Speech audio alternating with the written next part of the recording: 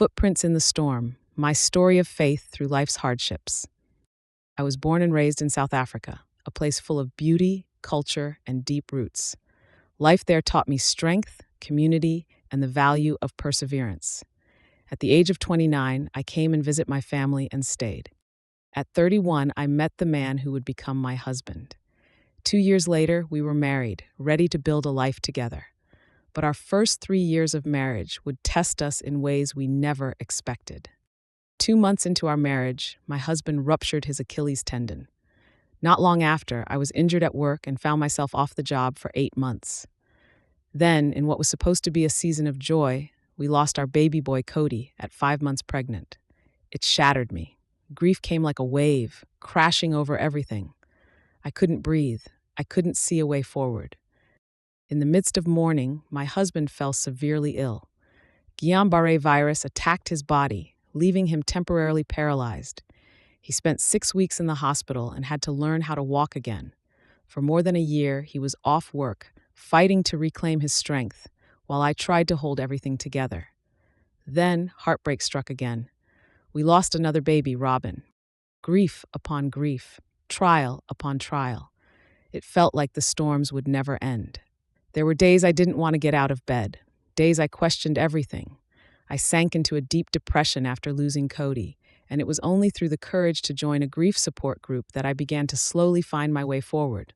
Talking, listening, crying began to heal, piece by piece. Through it all, one thing kept me going, my faith. Even when I couldn't feel it, I knew God was there. I didn't always understand why, but I believed He was with me. When I look back now, I can see it clearly. In the darkest moments, when I was too weak to walk, He carried me. Just like the poem Footprints in the Sand, I can trace the silent, sacred moments where His presence held me. Not every question has been answered, not every scar has faded, but I stand here today stronger, not because life has been easy, but because grace carried me through. This is my story, a story of pain, but also of hope, a journey through loss, but also through love. I am not the same woman I was when I left South Africa, nor the same woman I was when I said I do. I am someone who knows what it means to be broken and to be held. And if you're walking through your own storm, my prayer is that you know this too. You are never alone. Even when you can't feel His presence, God is walking beside you or carrying you every step of the way. But God wasn't done writing our story. After so much heartache, we were blessed with the most amazing gift, our son Nathan. He is joy wrapped in a little body, full of energy, light, and laughter. His name means gift, and that is exactly what he is to us.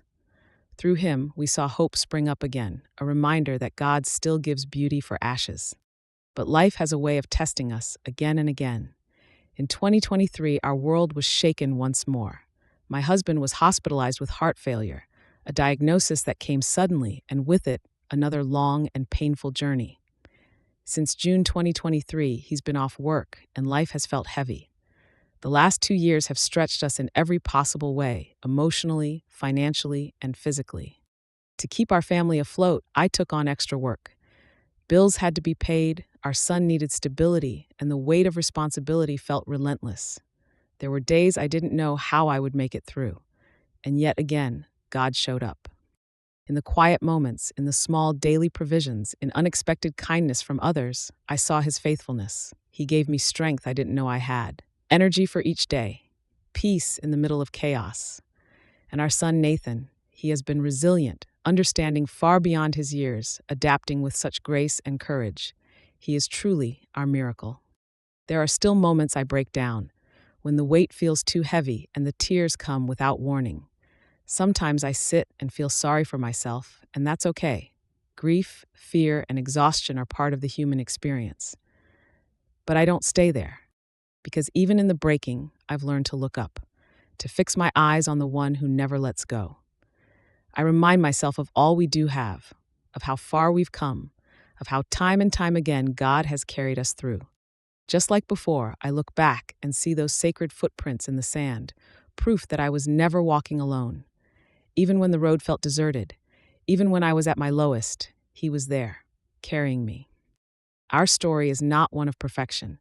It's one of perseverance, of faith that clings to hope, even in the dark. And if I could leave you with anything, it's this: through life's storms, fix your eyes on God. He will carry you. Maybe not in the way you expect, maybe not on the timeline you hope for, but He is always faithful, always near. This is my journey, a testimony of grief, grit, grace, and God's unwavering presence. And even now, as the story continues to unfold, I choose to trust the one who writes it. So if you're walking through your own storm, I want you to know you're not alone. Even when you feel broken, exhausted, or forgotten, God is carrying you too. Fix your eyes on Him. He is faithful, and your story is still being written. Thank you for letting me share my heart today. If this touched you, encouraged you, or reminded you of God's goodness, please like, subscribe, and share this with someone who might need a little hope. And remember, even in the storm, He's carrying you. Drop in the comment how God has carried you in your life. Or if you are going through a hard time, let's pray for you.